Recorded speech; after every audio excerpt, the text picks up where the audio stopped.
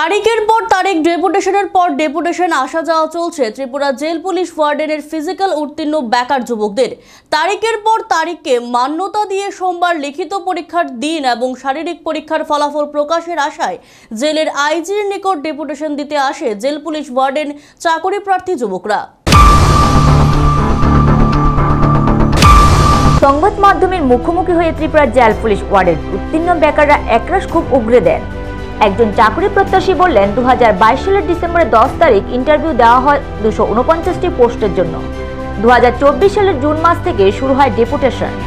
কবে এই ডেপুটেশনের তারিখের খেলা শেষ হবে কেউ জানে না। চাকরি প্রত্যাশীরা আরো বললেন, আমরা একজন বেকার মানুষ, আমাদের মাথার উপর পরিবারের চিন্তা, অর্থনৈতিক চিন্তা, বয়স পার হয়ে যাওয়ার চিন্তা, সবচেয়ে বড় চিন্তা চাকরি নিয়োগের কচ্ছপ গতি। ওরা জানায় বর্তমান সরকার বেকারদের জীবন নিয়ে ছিনিমিনি খেলছে। কথার কাজে মিল নেই। কথার কাজে মিল থাকলে একটি চাকরি 3-4 বছর হয় না, 1 বছরে নিয়োগ প্রক্রিয়া শেষ হয়ে যায়। সরকার ভাবছে ভোটের আগে একটি নোটিফিকেশন ধরিয়ে দেবে এবং ভোট বৈতরণী পার হয়ে যাবে।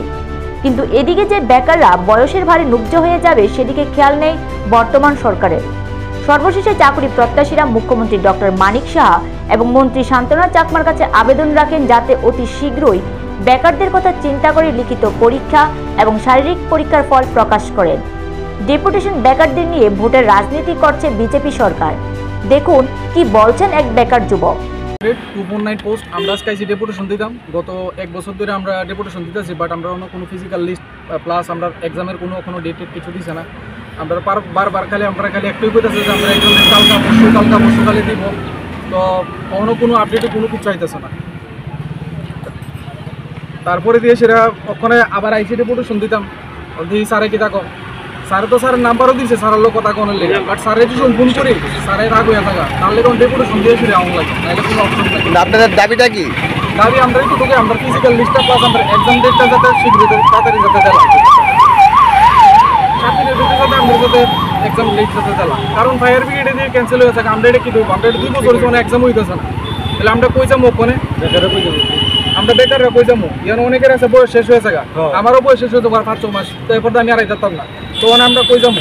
ইন্টারভিউটা কত সালে দিয়েছিলেন? 2022 ডিসেম্বরের 10 তারিখ। কতজন?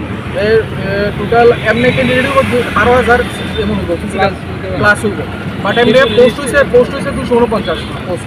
এখন পর্যন্ত কতবার আসলেন ডেপুটেশন দিতে? আমরা টোটাল প্রায় 22-23 বার এসেছি। কি কয় এখান থেকে?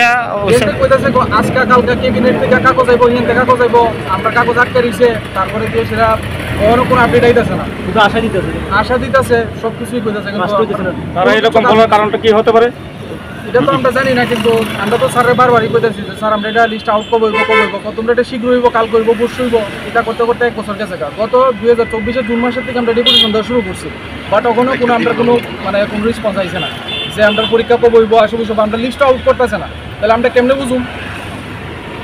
তো আমরা ডক্টর মানিক সাহা শান্তনা ম্যাডামের কাছে এতটুকু অনুরোধ যে আমরা এটা যাতে একটু তাড়াতাড়ি করে লাগে, কারণ আমরা এটা 2 বছর 3 বছর ফারাত করে গেছে। 2022 রিপোর্ট হয়েছিল, অন্য কোনো এক্সামের কোনো ডেট কোনো কিছু আইছে না। নিজস্ব প্রতিনিধি রিপোর্ট, এশিয়ান টাইমস।